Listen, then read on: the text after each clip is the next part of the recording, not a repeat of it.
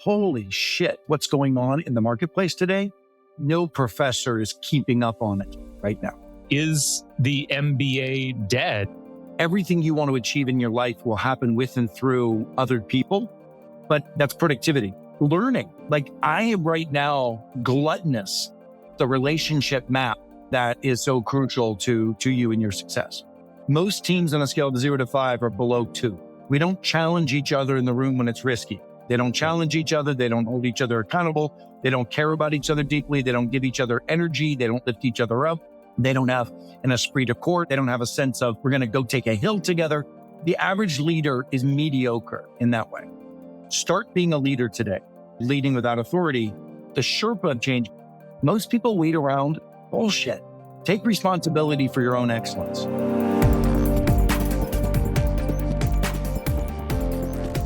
Hello and welcome to the Leadership Launchpad, where we talk about actionable insights for leaders in aerospace, manufacturing, defense, and the rest of the hard tech ecosystem. My name is Matt Jertson, the host of this podcast and the founder of Built, where we are training the next generation of hard tech leaders how to build high-performing teams.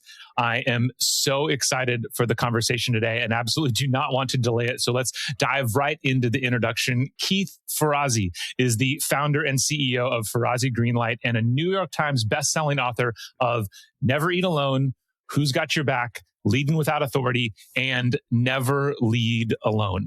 Named one of the world's top 50 thinkers by Thinkers 50, Keith has spent over 2 decades as a leading expert in organizational transformation. He advises Fortune 500 executive teams, unicorn companies, and even government leaders on how to drive collaboration and measurable business outcomes through teamship and co-elevation. Keith's methodology equips leaders with practices that rewire how teams operate, shifting organizations from siloed hierarchies to adaptive, peer accountable cultures built for disruption and AI-driven change.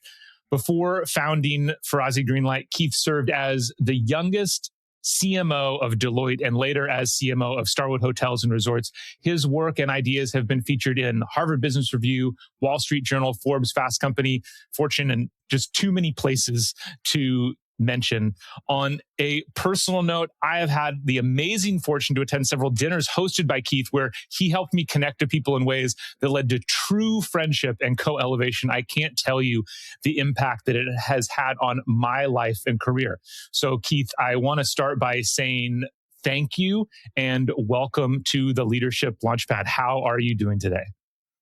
Matt, what an amazing intro. Thanks so much. I'm thrilled to be here for so many reasons, personal, but also the audience that we're talking to today is near and dear to my heart. You know, as you know, I grew up in Pittsburgh, Pennsylvania, the crash of the U.S. steel industry. Yes. And so I feel very strongly about folks that are out there just really making stuff. Yeah.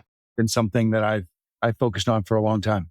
Yeah, it's a really exciting time. I'm blessed to, from SpaceX to other places, I've kind of been caught up in this whole reindustrialized movement that's happening in the US right now. And I'm here for it. And I can tell you're here for it as well. So it's really exciting. Yeah. And by the way, I congratulations on the SpaceX upcoming. Oh, yes. Yeah. It's exciting. Exciting times for sure. Well, I wanted to start in a place, given your background, I think you're a good person to kind of ask about the state of leadership within companies right now. And the way I want to frame this is, I think for a long time, the MBA going to, time at GE and going through their leadership development program, it was often seen as kind of, the pinnacle of what we were looking for. We fast forward to today where it's maybe not as exciting, or there's certainly certain leaders in particular, certain well-known leaders who would say they steer away from MBAs and stuff. And as somebody who got their MBA from Harvard Business School, you seem like the perfect person to ask, is the MBA dead? Or is it still alive and thriving? Look, I think ultimately for me at the time of my life, the decision to get an MBA was a great one. Mm-hmm. I had been grooming myself, and the local political organization in Pennsylvania had been grooming me to go into Congress, etc. when I was young. And I made a massive pivot to decide not to want to go into politics, but to want to go into business. And, the 2 years was a wonderful refresh for me to step back, build a great network, think about and understand a broad landscape of business. I had gone to Yale undergrad, which was far from a business school. So I had never even studied accounting, right? Yeah. So it was a nice refresh for me. That said, holy shit, with what's going on in the marketplace today, I did a book that you didn't mention called Competing in the New World of Work. That's right. And during the pandemic, there was so much volatility going on that we were looking at how do you run an organization that is radically adaptable?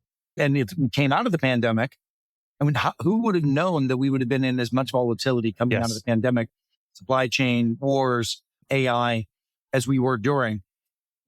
What leadership is the ability to guide an organization through whatever comes at you, right?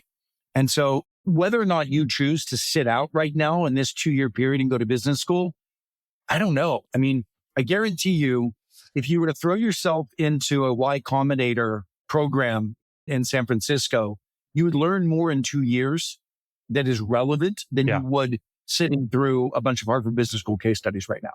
No question. But I'm not judging the institution nor the idea of an MBA, but there's so much volatility.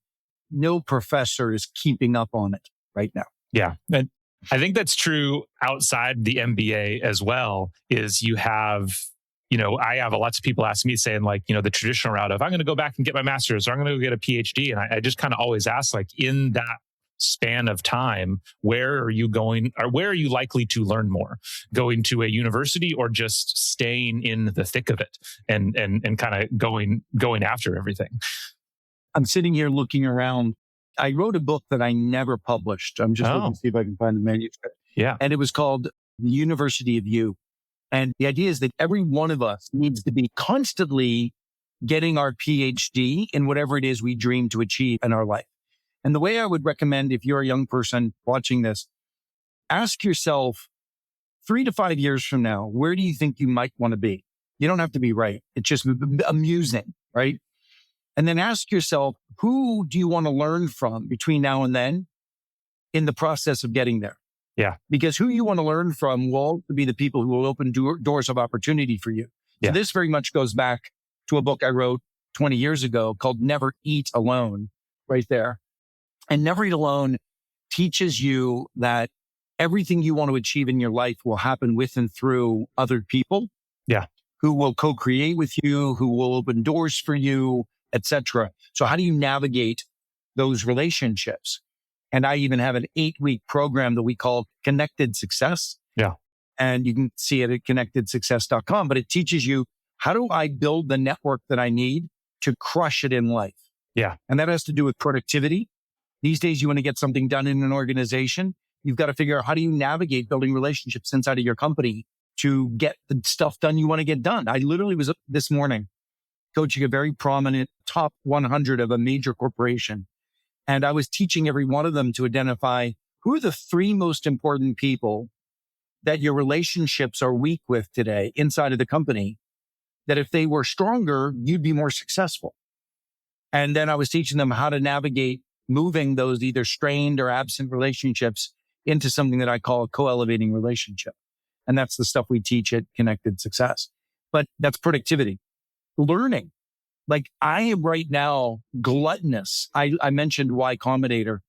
It happens to be an incubator out here in the Bay Area. Yeah. I am spending time at Y Combinator getting to know kids who are building brand new companies, because they're blowing my mind what they're doing and how they're thinking with AI, etc.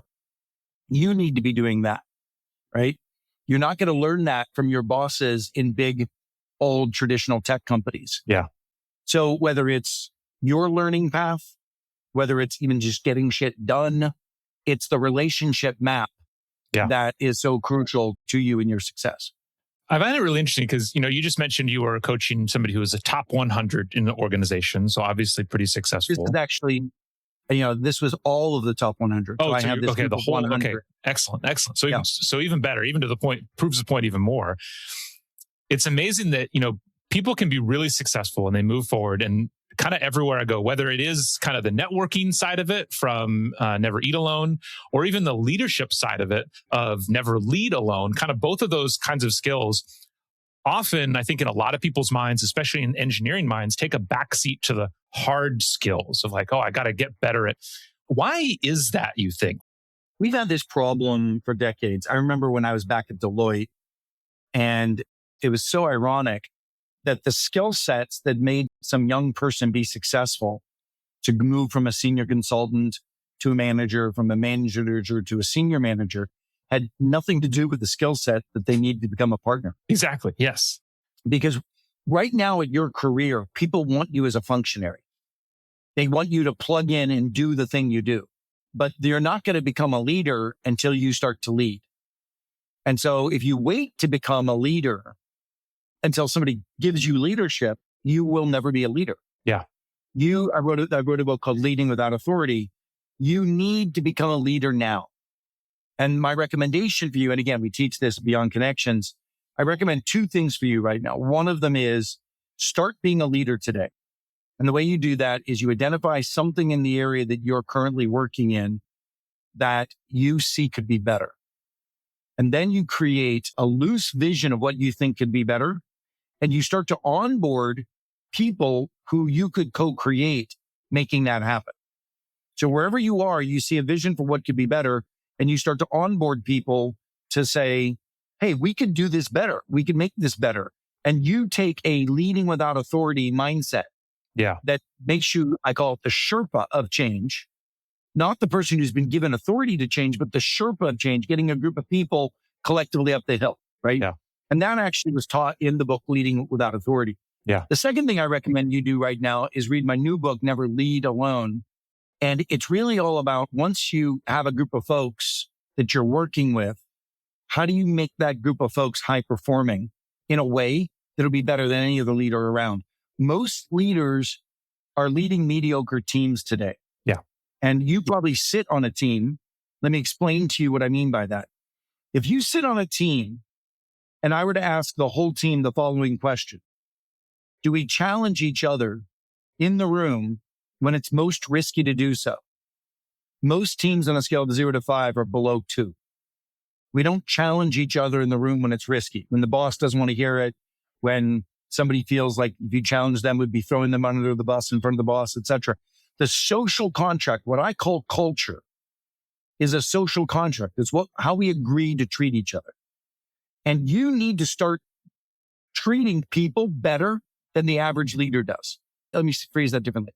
You need to start getting the people that you work with to act better as a high-performing team than the average leader gets a team to do. The average leader leads a mediocre team. They don't challenge each other. They don't hold each other accountable. They don't care about each other deeply. They don't give each other energy. They don't lift each other up. They don't have an esprit de corps. They don't have a sense of we're going to go take a hill together. The average leader is mediocre in that way. You can learn, and that's what we have, the new book we launched called Never Lead Alone. You can learn how simple process and practice can change a team. Yeah. And it doesn't require you to change mindset. You just change process and practice, which I'm sure we can get into. I would love for you to pull on that specific thread a little bit, the difference between mindset and process. I talk a lot about and listen to a guy named Alex Hormozy a lot. And he came from like the gym world and grew up kind of in the fitness space and started a big business and now runs a company called acquisition.com. And he was constantly talking about this idea that he kind of doesn't care about why, he just cares about what. It's like, what are we doing? Like, what are the practices? So, because there is some debate there of like, you start with why, you start with the culture, you start with the mindset. So pull that apart a little bit. So Simon Sinek's a good buddy of mine, and I get the power of why. Yeah. If I have a strong why already, right, then it's going to be very easy for me to drive a set of behaviors that are moving toward that why, because I'm passionate about the why. Yeah. If we as a group have a fuzzy why, if we're not clear on our why, we haven't designed the mission, the practices will actually should be the place we focus. In transformation, to try to get somebody to change their mindset is pretty tough. Yeah. To get somebody to adopt a new practice is a lot easier. Yeah. There's a phrase that I use. You don't think your way to a new way of acting. Mm-hmm. You act your way to a new way of thinking. I love it. Yes. Let's say we all agree that a better team is a team that is willing to challenge each other. Mm-hmm. Okay. I could come in and teach you all about courageous conversations. And then you would go back to doing the same thing with your team. Yes. Because the context, the people's relationships, the social all of that stuff would fall back into old behavior very quickly. Yes. On the other hand, if I said, hey, we've got this initiative, this launch of a new product that we've been working on. I want us to make sure that we all agree we can't let this fail. Let's do something called a stress test. So the person running the initiative shows up in the team. And instead of doing a report out where they go through 20 pages and everybody just sort of nods and a couple of people comment, we move on, we're going to do a stress test, which means we agree in advance we're not going to let this initiative fail. As a result, every person who's listening to the report out is prepared to answer 3 questions. What is this person missing? What idea do you have that could help them? And are you willing to help them in some way? So the person then has to give a report, but we also change the way that they're giving the report to do it almost like an agile sprint. They say, hey, on this initiative, here's what we've achieved so far. Here's where we're struggling. The person has to report where they're struggling, and they have to say, and this is what we plan to do next. Yeah. Then everybody in the room goes into groups of 2 or 3, and they open up a shared document and they start writing their conversation of, okay, what is this person missing? Write it down.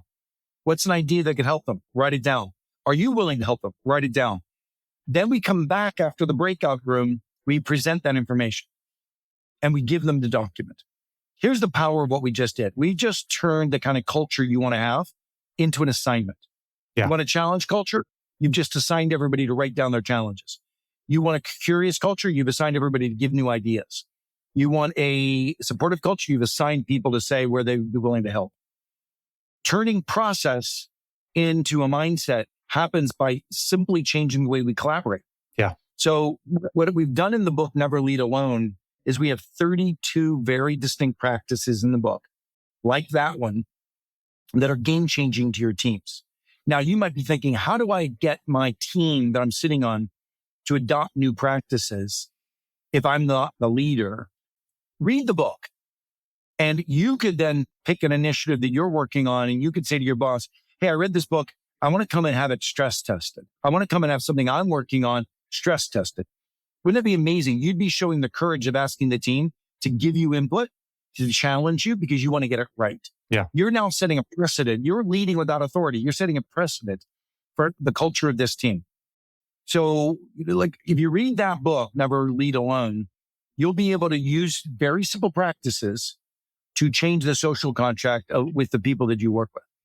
Yeah, I want to definitely foot stomp that idea of reading this book. It's not that thick of a book for 32 practices. And, you know, it's almost kind of startling as you start to read it because it is so just line by line, like here's a tactic, here's a tactic, here's a tactic. And I think, you know, kind of to the point that you just made about, you know, this difference between the why and the what, you know, when you do have a clear mission, the what can be a little bit fuzzier, I find, and you'll figure it out. Like the team has buy-in and they'll figure it out. Versus if you're starting with the practices, I do think that makes it more important to be crystal clear about the practices. And that's why the book is so great. Because as you know, clearly, you know, that stress test, it's a very systematic approach that you can go after these things. If I think about the whole book in 32 practices, I love them. We curated them over 20 years. For a living, I coach executive teams. That's what I make my money from. And coaching executive teams, I've learned and adapted and adopted these practices and then tested them for statistical validity of do they move the needle on a diagnostic tool? Do they move the needle on business results? Yeah. So these things are tried and true tested. They're the kind of practices that the Amazons of the world that achieve disproportionate outcomes use, the kind of practice that the Jamie Dimon's team uses, et cetera. And it's interesting that one I just gave you, stress test, is one of the most powerful. Yeah. Absolutely. Yeah. And so even if you go through, there's 32 of them. I could have written a much shorter book with maybe 5 practices that crush it for you. The energy check is another one, which you've experienced at dinners. Yes. Where I've gone around and I've asked people, okay, what we're going to do at this dinner is everyone's going to go around and we're just going to share one thing you're struggling with that we might be able to get some help from the table. Mm-hmm. It's so simple, but teams don't do that. Would be so powerful if a team once a month went around and said, what are you struggling with that we might be able to get some help from the team? And it could be personal. And the thing that you might want for help is not even help. It might just be understanding. I'm struggling with my son right now who's in recovery. Yeah. And it's a challenge for me and stress. And he wants to keep dropping out of the recovery. And so anyway, my team knows this. And as a result, when I might be distracted, when I might tell them, hey, I need to take a day, they get it, right? Yeah. So a team having a sense of responsibility for each other's energy is a very powerful team. Yeah. I would love to get your thoughts on that exact point that you just mentioned, because so when I work with teams and talk to new managers, the first thing I always talk about is building trust and giving them, some techniques about building trust on their team. One of the things that I always stress you have to be careful of is trying to build trust too quickly, because that's going to destroy trust, and I think, if you're listening on a team that has low trust, or at least I'll just speak to my experience. If I started with a new team where we weren't used to having these conversations and asked the question, what's something you're struggling with? It might be too much too fast, where people wouldn't feel willing to be vulnerable. What do you think that balance is of the process of kind of going to from zero, like we barely know each other, or maybe there is active distrust on the team, to a world where we do feel comfortable having these more powerful conversations?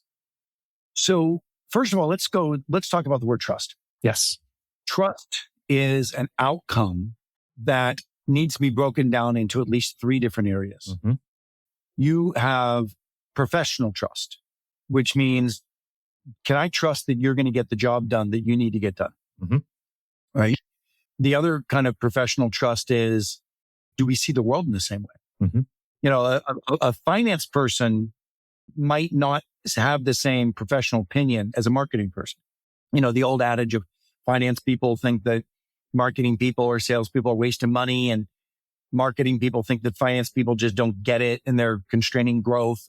That breaks down professional trust. Mm-hmm. Okay. Then there's structural trust. How much do you trust your boss based on the fact that that person decides your bonus or that person decides your promotion? Yeah. So there's a sense of being weary or leery of that person. Or sometimes there's jobs like finance or like HR, where some people are like, oh, we can't say that HR's in the room, whatever, right?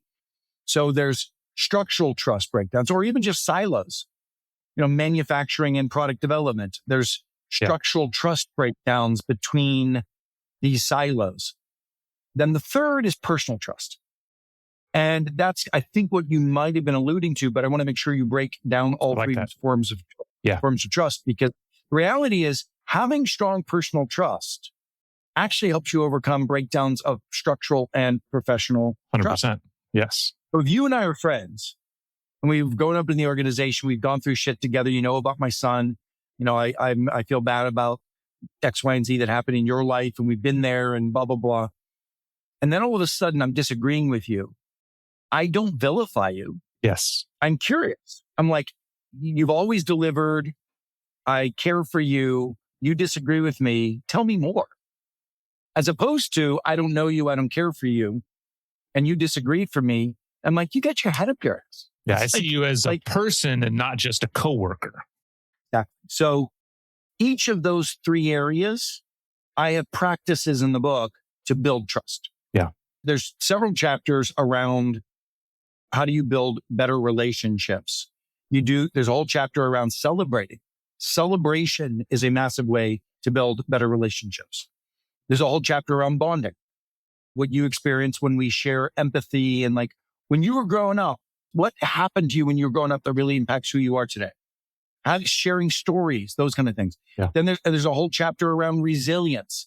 Do we care about each other's energy? Do we think we have responsibility for keeping each other on track and caring about each other? There's 3 chapters. in the relationship layer. Then, of course, professionally, how do we hold each other accountable openly? If I think you're failing to do your best and I keep it inside, you never get a chance to tell me why you're doing what you're doing. And you never hear the data that I have for you that could make you do what you're doing better. Yeah. Most teams, conflict avoidance erode professional trust. But if you bring it out and you do regular stress testing on a regular basis, we will start to have more empathy for why you're doing what you're doing, what's going on, et cetera, building professional trust. So, structural trust is the breakdown that happens through silos and other things. And once again, there are practices in the book on how to break down those silos. There's a whole chapter around working more inclusively across silos and how do you make that work better, et cetera. Mm-hmm. So the answer is not as simple as how do you build trust? How do you build personal trust? How do you build structural trust? How do you build professional trust? Yeah. Of those, where do you see the most common breakdowns happening amongst those three? Is it different for every organization? Well, look, I think that most leaders don't realize that they have responsibility to get their teams to trust each other. Yeah. That's the first thing. Yeah. And they don't have the tools. Yeah. I've spent 25 years researching high-performing teams, doing nothing but coaching high-performing teams, watching the practices of high-performing teams, transforming teams from low-performing, medium-performing to high-performing. God bless you, but just most leaders don't have the tools to realize how easy it is to build trust. Yeah. And it's about adopting simple practices. Yes. I'm so shocked that the world of business has adopted this yet, which is why I spend so much time on platforms like this. Yeah. Now, here's the thing for you. The audience is a younger audience, or at least a newer audience to leadership. This is your opportunity to leap forward in your organization. I promise you, most people in your company are mediocre leaders in this high-performing status. Yeah. If you start to adopt these high-performing practices and start introducing them, holy cow, you're going to accelerate your career. So the two books you should read are Never Lead Alone, these practices, start introducing them. Yep. And then the second is Leading Without Authority. So you start gaining the courage to realize that you are and can be a leader today. Yeah. And as a result, I promise you with this one podcast is going to put a booster rocket on your career in a big way. Yeah, 100%. I think I couldn't agree with you more on that idea, that the bar is pretty low for being a great manager right now in the world today. And I think it's because in the leadership realm, we tend to use really big phrases, executive presence. We talk about these big ideas and it obfuscates or gets in the way of just doing the work, just doing the simple practices that make people feel better every single day. I want you as a leader to adopt a new threshold of wanting to be effing extraordinary. Mm-hmm. So that's the first thing. If you become a seeker, I want you to decide for yourself, every damn year, I'm going to be 30% better than the year before. I'm going to learn new tools, learn new technologies. I'm going to be better. I'm going to ask more curious questions. I'm going to study great leaders. I'm going to get to know great leaders. I'm going to hang out with amazing people that inspire others. If you do that, then you'll consistently grow and accelerate in your careers. Yeah. Most people wait around and they just accept what's happening, what people's giving them, the leaders they have. Bullshit. Yeah. Take responsibility for your own excellence. Yeah. Yeah. And just to the listeners, especially in the hard tech world that I most often, interact with and talk to, like I can't emphasize enough the books that Keith has written, that you have written, because it's so primed for the world that we live in today, where it's a fast moving community. There's tons of growth. It's a really connected community where like talent is moving between organizations, really, really quickly. And it's a community, an industry that needs and prizes people who take things on themselves, who step forward before they have the title and lead without authority. Like that's what they want. And so it's these practices that are really going to enable you. So couldn't agree with you more. And I would say join us in our 8-week course. Yeah. The consumer name is called Beyond Connections and it's connectedsuccess.com. But, at your age, look, I'm almost 60. So this year I'm 60. So at your age, you should have a peer group around you that won't let you fail. Yeah. There's a lot of organizations out there that you can join, like Young Presidents Organization, et cetera, might not be accessible to you. You need to create a peer-to-peer group that's going to push each other, question each other, enthuse each other, lift each other up, right? And that's what we give you in this 8-week course. We give you a peer-to-peer coaching group while you're doing it, but you can be doing that independent of a course that we're offering. You need to do it for yourself. Go get that posse that is going to commit to lifting each other up. And I call that co-elevating, right? Committing to each other's success. I hope each of you find that group of 4 that inspire you. You meet once a month. You talk about what you've achieved that last month, where you're struggling that last month, where you're going the next month. In a sense, I'm offering you stress testing for your career with a peer group on a monthly basis. You'll be so much more successful than if you don't do that. Absolutely. I love it. Well, we'll definitely link to the group in the show notes. So anybody look below this video or the audio that you're listening to so you can check it out. Keith, the time has flown by. I'm so glad we got to reconnect. Thank you so much for being here. Thanks, Matt. Thanks so much for inviting me and exposing this great audience to me and my work. Thank you.